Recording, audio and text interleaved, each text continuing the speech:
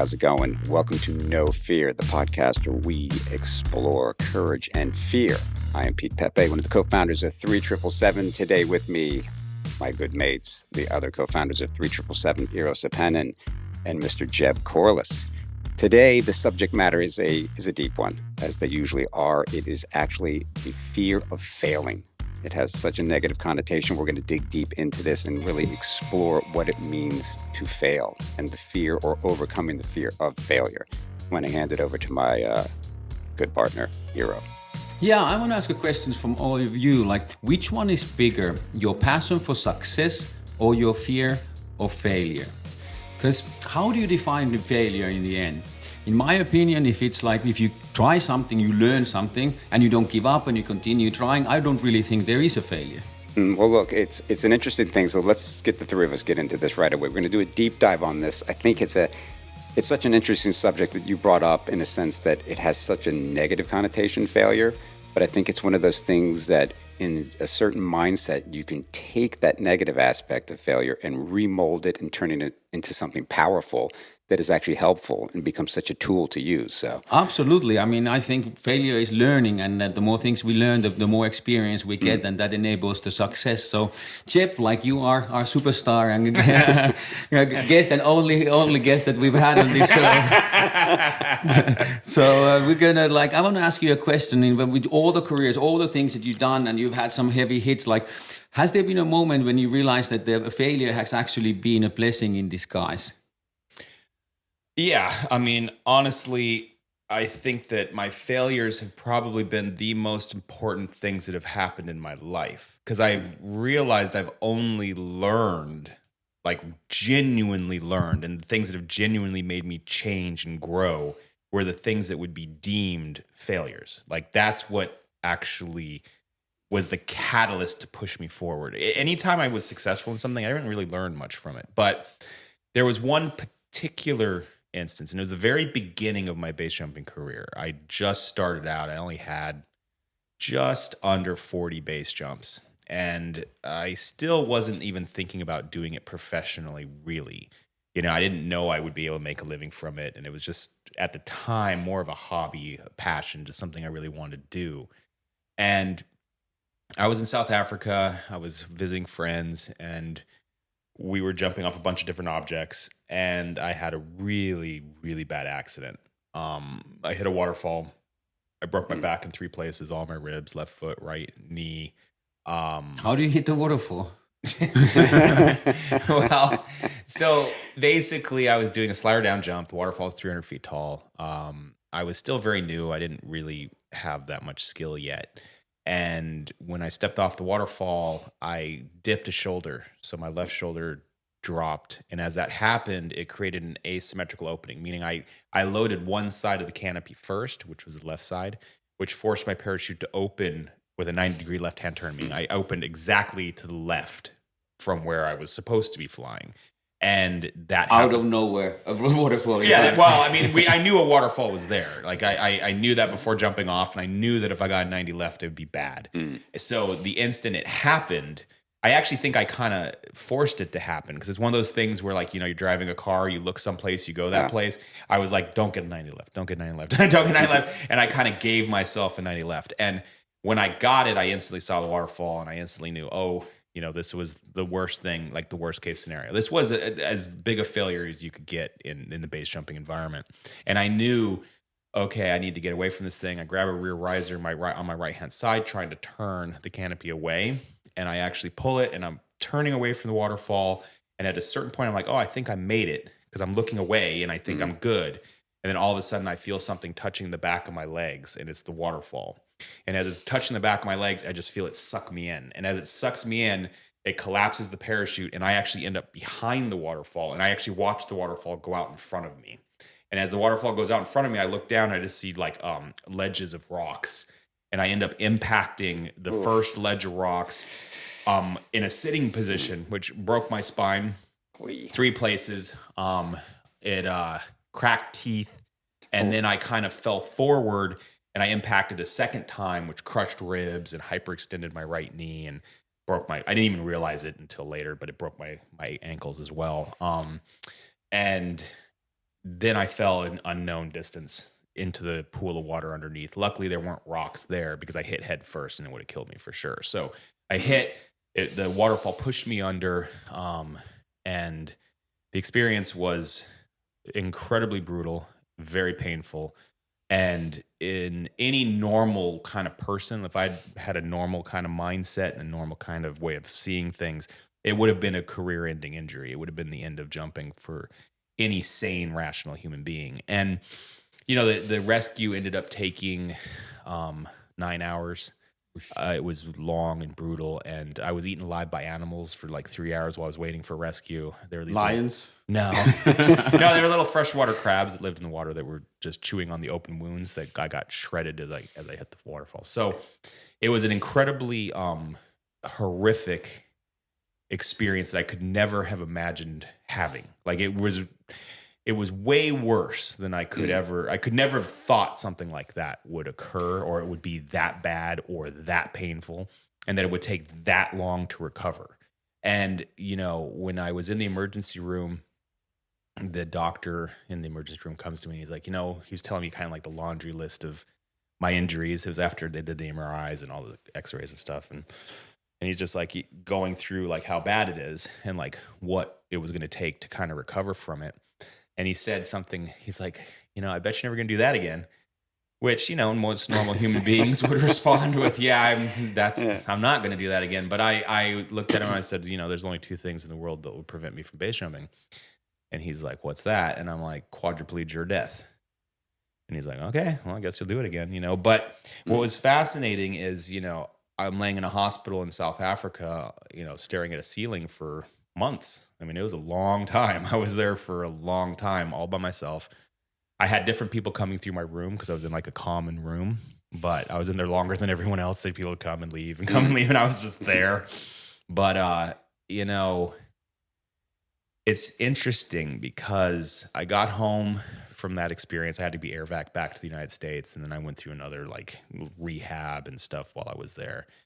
And I was, you know, trying to figure out like what was going to happen with my life and what I was going to do.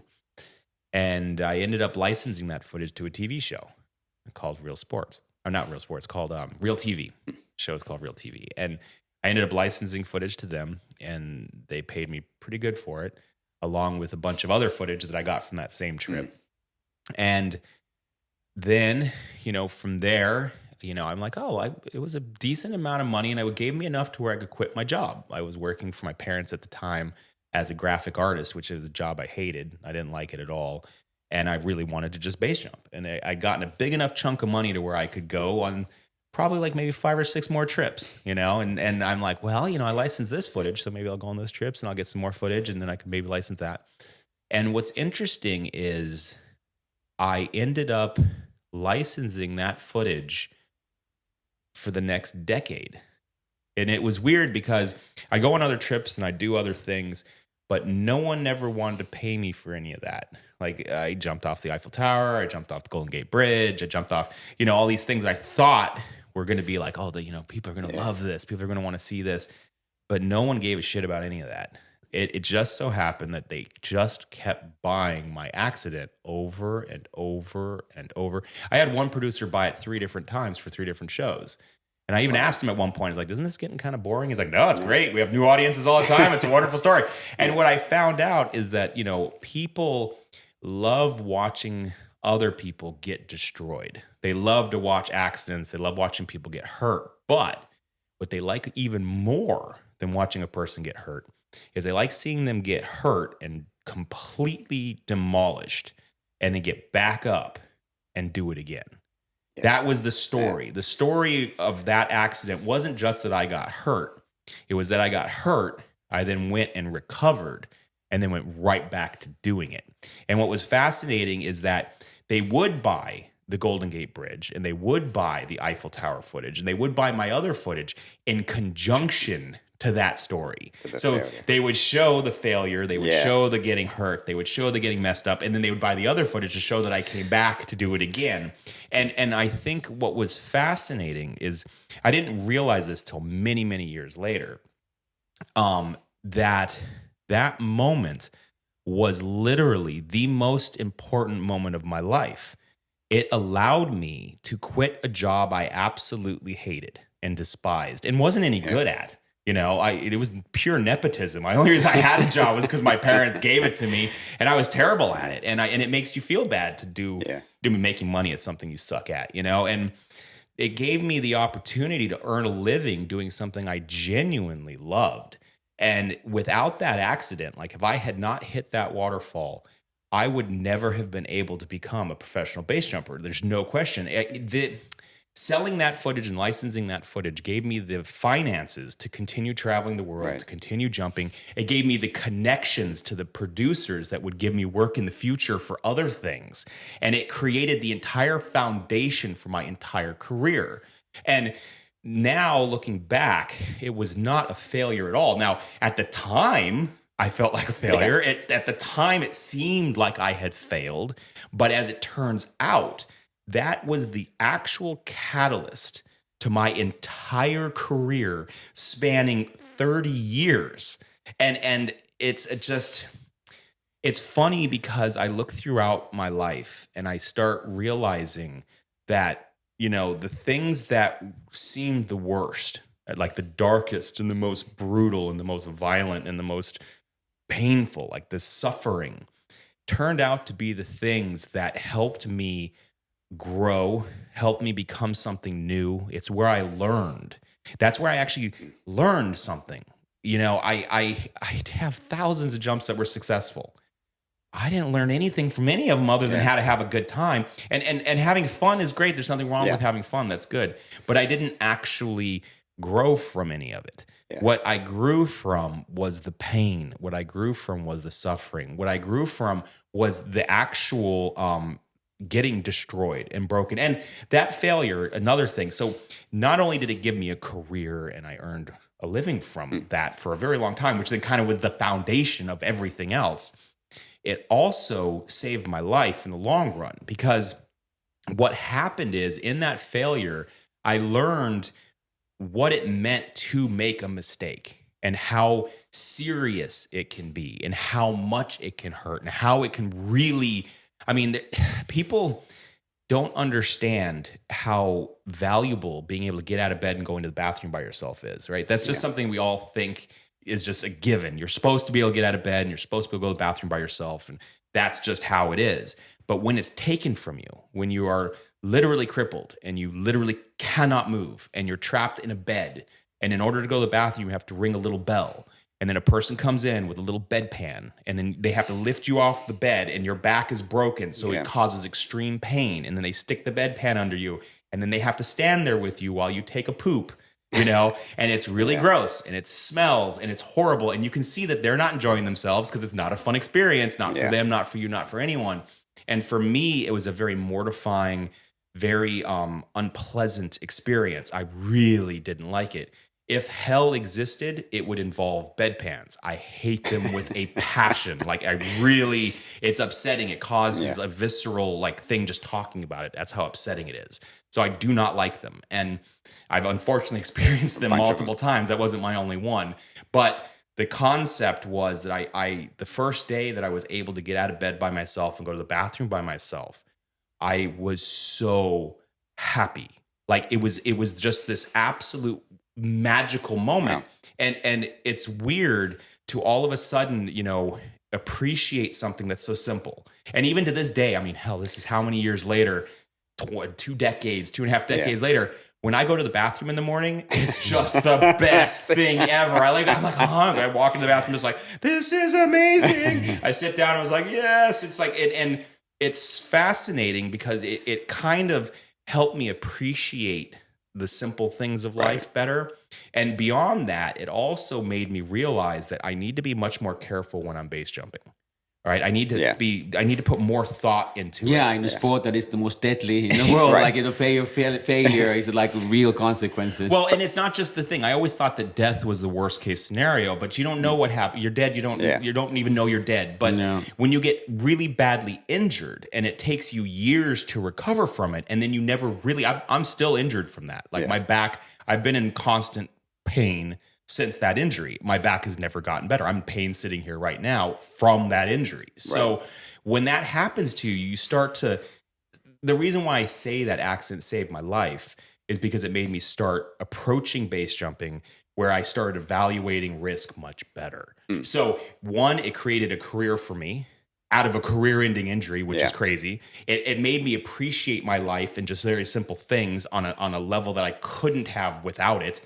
And then it also made me really focus on, okay, do not fuck up right now. Because if you do, you're going to be back with the bedpan, and that bedpan terrifies me, right? So I'm like, I do not want the bedpan again. So it really did make me take things more seriously, and I think in the long run, one of the things that helped save me was that it gave me a more meticulous approach to try to avoid the bedpan. Right. I want to ask you a question. This again, I like to dig into your psyche when you get into this. Is if again looking at the subject of failure and the fact that you've fucking failed badly, and again, and thank God you survived. But when you look back at that failure, when you were recovering, you're looking up at the fucking ceiling, and you're psychologically, how again, this is one of those injuries where most people go, "Fuck it, I'm not going to base jump again. I'm going to get a fucking tricycle or whatever they're going to do another job." Yeah. So what from that failure then did you learn that actually kept and drove you to continue to do what you were doing, and not just continue doing what you were doing? You kept taking it up a notch. You kept taking it up another notch. It's not like you just said, "I'm just going to do that." You have taken it to an extreme. So how did you build off of that failure? This is the thing. I was so passionate about what I was doing that it wasn't a question that I would continue doing it. So what's fascinating is again, I always say you have to find something that's so important to you that you're willing to sacrifice everything for it. It's about finding that passion, finding that thing that gives your life purpose. And at that point, base jumping had become my purpose. It was the reason I existed. So my mindset was the reason that I was going to rehab, the reason I was trying to fix my spine, the reason I was trying to learn to walk again, the reason I was going through the suffering to bring my body back to a place where it would function again was so I could jump again. Everything was about getting back to jumping. It's all I wanted to do. It's all I cared about. So jumping, that passion for that thing, right? That activity, that whatever you want to call it, sport, flying, philosophy, pick a word to describe what base jumping is. And I wanted that so bad that's what forced me to actually recover. That's what motivated me to recover. That's what made me want to recover. And without the base jumping, I probably wouldn't have recovered because I wouldn't have cared. Why go through all this pain and suffering? So I think that's a real important thing to understand, is that, the accident was what it was. And the reason that I wanted to recover was so I could get back to what actually caused the accident in the first place, which is strange, but that was the motivation. But I think it's also important, like when you talk about failure and how you were talking about it, like I don't think the blessing was obvious and when it happened to you, and then only through time, like it's like most of the things in failures are horrible things and they happen. Like, I mean, like the physical pain that you had to go, you lose a company, you fail, your relationship goes down. So when it happens, it's difficult. But only thing that I've noticed in life that if you give things enough time, it does give most of the things silver lining.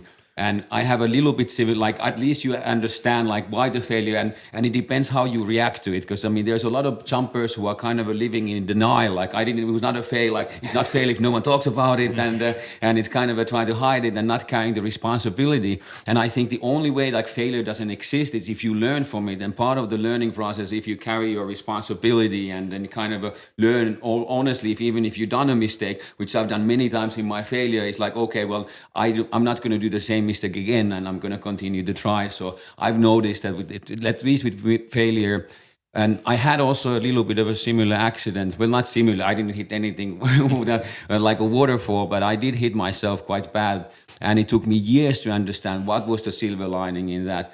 And for me, it was, I didn't get any footage because my good friends were not filming at that time. So I figured out in his head, he was like, okay, my waterfall flooded. I can have so much money if I get this cliff strike and like all the horror stories. So anyhow, it wasn't filmed, but it was also a horrible rescue story. And then like high inside, I was looking, that was the same thing. I just wanted to jump again. Like we were so focused. We were so deep in that kind of a tunnel, pushing hard, like as fast as we could do. So that's the first thought. Like I at least I'm fortunate I didn't have to stop jumping.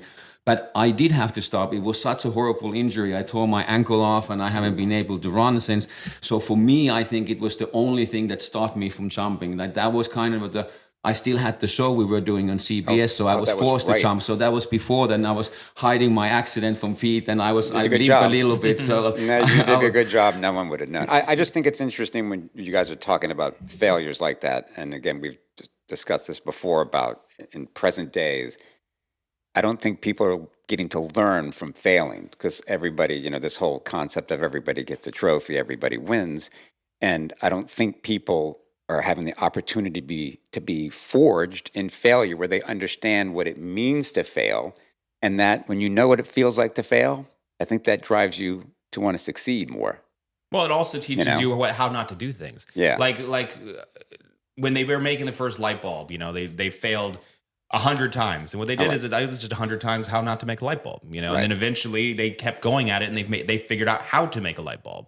And it's like Iiro, from what I've always gathered from that accident, the silver lining I saw almost right away was that I think it saved his life in the long run. That's how I was just getting into. Yeah, so because the wingsuit base jumping had just gotten so far, you were still pushing it. And had I not been hurt, I would have definitely been charging the castle and doing the most like crazy jumps that we were doing at the time. So for me, the silver lining was that I realized like 10 years later that, oh my gosh, so many of our friends continue to die around us. And then, that was the thing. The accident was that forced me. The universe told me like, stop. I didn't listen the first time. I got hurt also in Idaho afterwards, but then that was the necessary thing that forced to pull me back. And well, and that's the thing. You had a lot of resilience because you came to visit me in the States 3 different years, and you broke your leg 3 different times.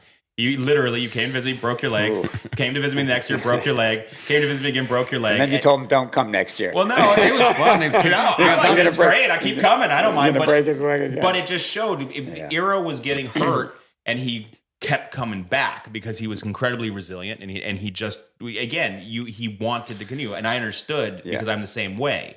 But I do think this last one was big enough, hard enough, heavy enough to where it finally dawned that it's like, I can't, it's going to kill me. Yeah. And I'm also, besides resilient, I'm competitive. So like I went back to Finland to do my work and it was winter, I couldn't base jump. And Jeb just drives a few hours, jumps the bridge and he improves so much, goes to high diving and I show up like since the last trip and start jumping again with the same mentality and look and oh, behold, I got hurt again. But I wanted to do the same cool shit as you did, but I also paid heavy price for it. Well, let me ask you guys, again, going back to the subject of the fear of failure. I mean, obviously you guys were able to take and overcome those fears, again, have the courage to overcome those fears and to accept the failures and grow on them. It seems like a lot of people are held back by the fear of failure. They don't even get to the fact of failing because they're scared to fail because there's been this whole negative connotation that when you fail, you're a loser, whatever name under the sun, people are so put down by failure, and then that fear creeps in because they think some asshole is going to put them down and label them something, not realizing that they can build upon that. Well, I have quite a few friends who I've witnessed go through these iterations where they get into something really passionately, and then they start doing it, and then they never allow themselves to go very far because they quit. And you can see that they're quitting because they're scared that they won't actually succeed, and they're afraid of failing at it. And they don't realize that by stopping before you even really start, you have forced failure. And it's interesting. It's funny. I'm not a writer, but I wrote a book. And the reason I wrote a book isn't because I wanted to write a book, actually. My grandfather was the one who wanted to write a book. And when I was a little kid, my grandpa was always in his office writing his autobiography my entire life. So my entire life, he was in his office for hours. Every time I'd go visit, he was writing his book, And when he was 96 years old, he was on his deathbed without knowing it. And he was with my little sister. And she's like holding his hand, they're like talking stuff, and he said something to her that was very shocking to her. And then when she told me, shocked me. And it was, when I get home, I'm going to start that book. And we're like, what? And she's like, she told me, and I'm like, what? and he ended up dying like an hour later. And we started searching like through all of his papers, looking for stuff, and there was nothing, not one page written.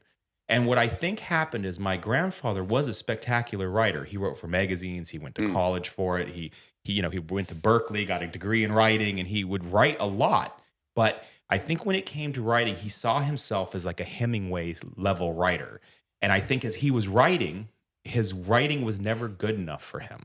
So he would write maybe 100 pages. It wouldn't be good enough. He didn't want anyone to read it. He'd throw it away, start over. And I think he spent his life just starting over his book again and again and again because he was scared that when he finally released it, that it wouldn't be at the level that he thought it needed to be. And he didn't realize that by not just writing it and getting it out there, that was the failing. And when I realized that, I decided, you know what, I'm going to write a book. That's like, awesome. I'm actually going to do it. I'm going to complete it. And kind of for him, and I know I'm not a good writer. Like I wouldn't expect myself to. This is my first time doing it. Who thinks you're going to be a great writer the first time you do it? So I didn't have that same like fear holding me back. I could write the book and it didn't matter if it was good, right? That wasn't the point.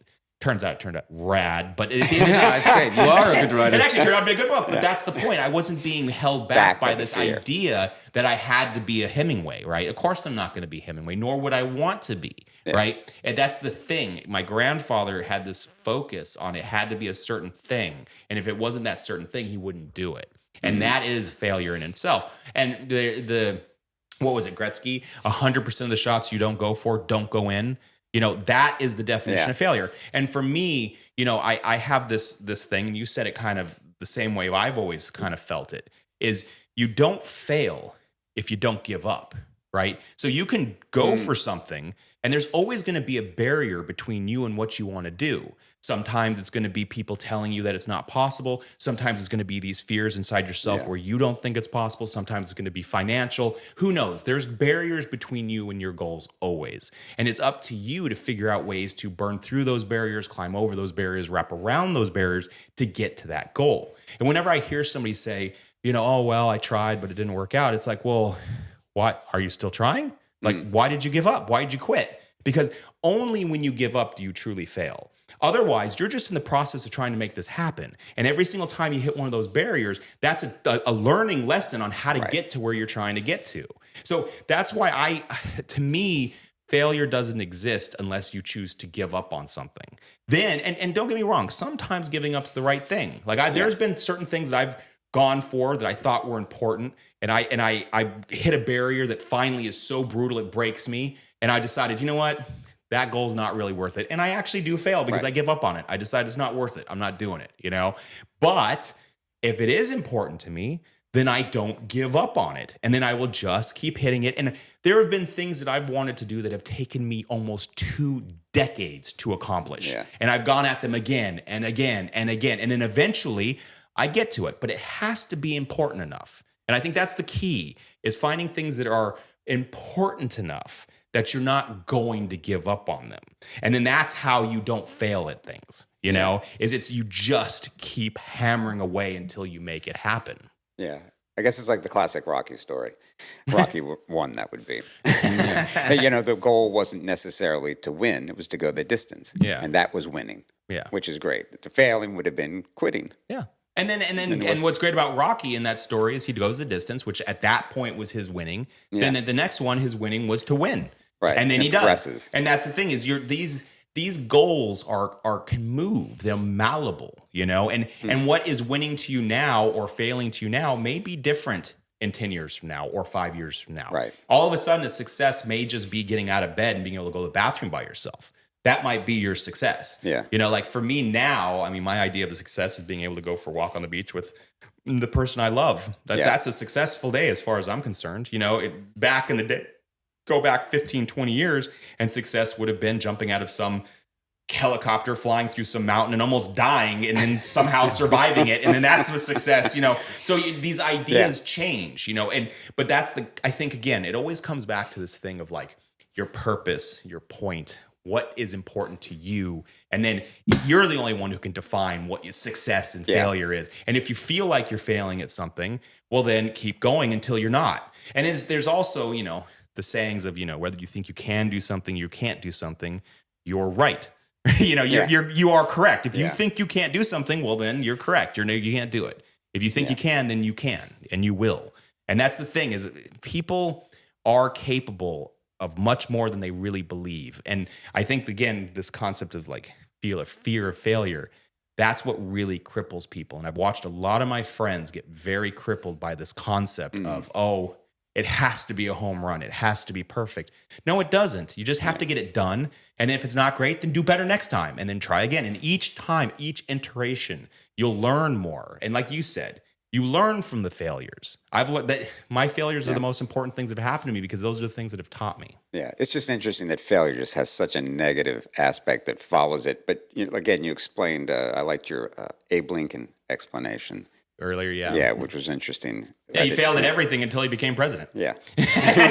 His entire life was just one failure after another until he became president of the United States and one of the most consequential presidents that ended slavery. So, and there's so many like examples. Like he's probably the best. Failing at that and then succeeding. But from the writers, like Stephen King offered like the Carrie book of like for 30 times, and it was rejected every time. J.K. Rowling, like the Harry Potter writer, like lived in poverty, single mother, like had a job, and then got refused, like rejected from anywhere, and in 5 years became one of the richest women in the UK. So there is there can be a lifetime of failure until everything clicks. But that lifetime of failure has brought all this experience and knowledge and preparation to do things right. So ultimately, every person in the world who's done anything significant that you've heard about has become master of learning how to deal with the failure and the fear of failure and the failures. So I think it's important when you're talking about fear of failure that it's a conversation that you have in your head yourself, and it's basically your own brain trying to convince you that you're going to fail, you're not good enough, and that's all caused by the lizard brain. You know lizard brain? Yeah, amygdala. I think that. Explain the lizard brain. Yeah, well, lizard brain is the most primitive part of our brain. It's kind of a small part of the brain. It's size of like a walnut or something. It's small. It's the center of the brain, and that's basically lizard. So it's the most primitive. Like all it does is it tries to keep us safe, and it does a great job. It's fight or flight. Yeah, fight or flight. So it basically, that's what it triggers. So it basically fights flights or fright, risks everywhere and dangers, and then it sets these motions. But because our like physical evolution hasn't been as fast as our other evolution, basically we don't have the same dangers. When we go out of the door, like a door, we don't have to worry about getting eaten by wolves or bears or anywhere. But that is that primitive reaction. Right. But now we have all these other like things that set it off so many times throughout the day. So we constantly have this kind of a warning bells from our brain that are telling us that things are dangerous and we're gonna fail, and it's kind of a conversation. But it's important to understand like where these kind of doubts come, and it's such our primitive survival reaction, and it's there, and it's done a great job of doing it, the job. But at the time, it works too well, so it keeps finding these threats, and it keeps like basically shrinking our world and prevents of us trying anything new. Well, it's interesting because the master at anything has failed more times than the beginners even tried. And I think that's a really important thing to understand. Good. In order to become a master at anything, you have to have gone through failure many, many, many times to have learned the important lessons to become a master. And that goes for any career, any job, any sport, any activity, anything you do. So, a lot of guys who get into the sport now, I've been doing this for 30 years. And they'll talk about how we're like old school and all this. It's like, dude, you don't even know what you don't know. What we've seen, what we've experienced, what we've been through, it's actually quite hilarious. You haven't even started yet, and they think they're ninja master gods. And you're like, yeah, just you wait, and especially when it comes to the concept of death and destruction and how dangerous this stuff is, they have no concept yet, but they will. They will. I think it's an interesting thing when you guys start talking about base jumping. You talk about failure in base jumping. Yeah. Ooh, you don't get too many failures in base jumping. What's funny about failure in base jumping, right? So the successful base jumper is alive, the failed base jumper is dead, right? And that's kind of the concept. And you go into this idea that, because there's this saying, like I say you can't fail until you give up, right? And they're like, well, what if you die? And you're like, well, okay. So if I'm in the middle of something that's so important to me that I'm willing to sacrifice my life for it, right? And I'm going for this goal that could potentially kill me, and I'm giving everything I have to it, and then I die in the process of trying to make that real, to me, that's not a failure. That's a life well lived. And that's how a man should die.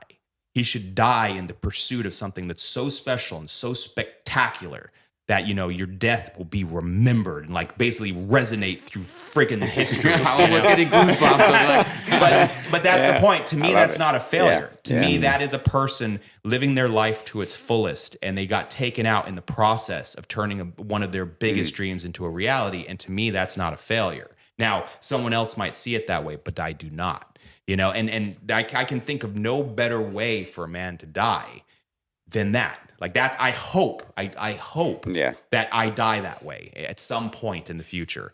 It is in the pursuit of something massive, you know, and in the pursuit of something big, in the pursuit of something important. And this is the great thing about that is you're the only one who knows what's important to you. Yeah. And it's irrelevant if anyone else thinks it's important, right? It only matters. Yeah. Is it important to you, and are you willing to sacrifice your life to it, you know? Well, that's a good way to frame things. I mean, when you kind of recalibrate your brain to think that way, it changes your perspective on failure. Yeah. And I think it's important. We talk about failure in sports, but in a work environment, I think it's important, like you said, how do we switch our brain to see like a failure as something as a part of the curve to become successful? And I think that's probably one thing that we can bring to our listeners is the fact, like, most important thing, how do you change your mindset? Because we always worry what can go wrong, what's for me to lose, is to switch for something like what is for me to gain from here. And I think like changing that just attitude of how you see yourself and your opportunities are going to open new doors and allow to do more things. Like you said, I think when you reframe it that it's a positive aspect, it's such a strong building block. Well, it can be a positive. You know? Yeah. I mean, It depends. It can be a positive. It's not automatically positive. Failure isn't automatically positive. Sometimes it can be super negative, but this is the point. Even if it is super negative, it, like Iiro said earlier, and it's true, if you learn something from it so that you don't repeat the same mistake, because that's the thing. A lot of people who refuse to admit that they made a mistake or did something wrong, well, they haven't learned the lesson, so they're going to be doomed to repeat it again. So if you make a mistake and you have a failure, if that's what you want to call it, right, you have to understand what caused it. Like, why did this happen? What was the mistake that I made? How do I not repeat that in the future? So if you have a mistake or a failure of some kind and you actually do that process in your own mind of like, okay, this is negative. This is bad. There is no positive in any of this. So how do I prevent this from happening again? Then that knowledge is a stepping stone to making your life better in the future. Right. And that's where, you know, sometimes you can't get a silver lining out of something that's happened to you, but what you can do is hopefully learn from that so you don't keep the process repeating. Because a lot of people have the problem of falling into a pattern where they fail again and again and again and again, and they never learn because they never accept the fact that they made a failure or made a mistake, and they won't talk about it, they won't show it to anyone, they keep it completely like, nope, and they don't actually allow themselves the process of learning from it. Right. Well, I guess failure is an interesting thing, too, when we're talking about it. Like, well, for an example, taking a project out in Hollywood, we're taking a script out. It goes around town, and you would deem something, if it doesn't get bought or picked up, you would deem that as a failure. Yeah. So if we reframe that as a failure, but we take that aspect that can either make someone pack their shit up and go back to Ohio or wherever they came from, or that person sticks around and then the word perseverance comes in. And those failures, we'll call them, that build that person to become resilient, where they just become fucking determined. Well, what's great too with the script concept is it's good if that person gets a rejection and then asks why. Yeah. What is it? Because then it's a feedback. It's not a failure. It's a feedback session, and it's not no, it's not yet. Yeah. And what it does is you learn why it didn't work, why people didn't want it, and then you fix that in your next script. And then that goes out, and then it gets no's, and you're like, well, okay, why no on this one? And then you learn from why that was a no, and then hopefully by the third or fourth iteration, it's no longer a no, or 20th, or the 30th, or whatever. Right. Or you look at it like, I think it was the Squid Game script. He didn't change it. He shopped it. Because no. And then it came to the right timing. Exactly. But that comes to if you know what you're doing is good. Yeah. Sometimes you do something that you know is good and just other people aren't ready for it yet. But sometimes you actually do suck. you know, Exactly. and you kind of need to know that, right? And you need to then, if you realize that you suck and people explain to you why you suck, and then you're like, oh, okay. I mean, that was the... And if you set your ego out of the wax, and if you're willing to take the whole like feedback of it, and then you don't get like personally insulted of your genius, that someone insults your genius. But you know, it's weird. So many, I can't remember if I told you that, it was on one of the shows, I think it was on the TNT show. And people were coming in and they were putting their tapes in and all this shit, and they're coming in to read some lines. And I was like, and I always want positive for people. I want people to come in and kick ass and be a really talented actor. And holy shit, man, I just kept going, do these people not know they suck? I'm like, and like you said, I wanted to go, please be good and give constructive criticism. But I could see that the ego was there where they were just like, I kicked ass and I'm good. And I was like, wow. Yeah, you know, so there's a line between like confidence and arrogance sometimes. So it's weird. I guess failure is again is an interesting subject. Well, I tell you what, the Mr. Beast is a really remarkable like case in this, where he, you know, was the leaven, and of course he sucked, and he knew he sucked, and he started out sucking, and he sucked for a really long time, and he was well aware of it. Yeah, and he learned, like he would see what worked and what didn't work, and he studied what he was doing wrong and doing right. And he started focusing on what was working and eliminating what wasn't. And eventually, we all know who Mr. Beast is now, right? Yeah. I mean, it's a fascinating thing to listen to him talk about his process of how he became what he was, because he didn't come from anywhere. He was middle of America, nothing, you know, making videos about what 11-year-olds make videos about, you know? And then all of a sudden, here he is making $60 million a month? It's crazy what he's doing. But the point is you have to be able to, again, get yourself out of your own ego and understand that, you can't go into your first fight expecting to break people up, right? You're going to have to train, prepare. You're going to get your ass kicked a few times. You know, that's just how it is. And this is just a metaphor for life in general. You know, everything you go into, you can't expect to walk into it being a ninja. It doesn't work like that. You need to actually train and learn, and you need to get jacked up and lose. You need to fail multiple times, many times, to then learn how to succeed. You know, and I think that that's where people, that fear of failure cripples people so that they don't actually even try in the first place. Yeah. And now, I mean, Generation Z, I mean, they don't want to get off the couch. They don't want to stop looking at their iPad or video game or whatever it is they're doing. They don't even want to try. And now, even in schools, it's like you said earlier, you know, everyone gets a trophy, and that's a pointless thing. You know, there's no point in having trophies at all. There's no point in even competing in the first place. Right. You know, so it's like, if that's going to be the case, well, then what are you even doing? Like, why are you even here? So you need to kind of change the whole paradigm where the person has to be, you know, they have to fail. Let the person fail. Let them fall. And then that will teach them. That's how you learn. I know for myself, that's how I learned everything. And here in the end, I'd like to ask one question, like, what would you be your tip? Like, we talked about the lizard brain, and we talk about the voice that actually prevents you from trying and potentially failing, or definitely prevents you from succeeding because you don't even try. So if any of our listeners are battling at home and with inactivity, they just can't, they listen too much of that the lizard brain in their head. Like, do you have any tips or guides, like how to lift yourself out of that stage? Go fail. And fail often. Fail all the time. Just keep going. Just fail and fail and fail and fail and fail. And then eventually learn and understand why you're failing. Ask the questions and start to get like why it's not working for you. And then make changes, make adjustments, and grow. I mean, that's what it's going to cause growing. But again, you're not going to be willing to do any of this until you decide what it is you actually want to do in the first place. It always comes back to this concept of what is your passion? What gives your life purpose? Why do you eat food, drink water, breathe oxygen? Why do you wake up in the morning? Why are you here? So that's the key, is figuring that out, right? And then be prepared to fail a lot on your way there, you know? Because once you figure out what you want to do, then it's okay to fail a few times on your way there. You're okay with it, you know? And then you're going to grow and grow and grow, and eventually you'll stop failing. Awesome. Well, look, I have two requests here at the end. First thing is, can we please put together Jeb's greatest hits? I don't know why that I just like the idea of a greatest hits album. People would probably really like to see those failures. And then I think the second thing is just want to remind everybody to subscribe to the 3777 channel, and to also go to the 3777 website. We have a bunch of cool exclusive merchandise that you can only get there. some of the interesting teas. They're all there, but check them out. Thank you everybody for listening and watching, and we will check you later.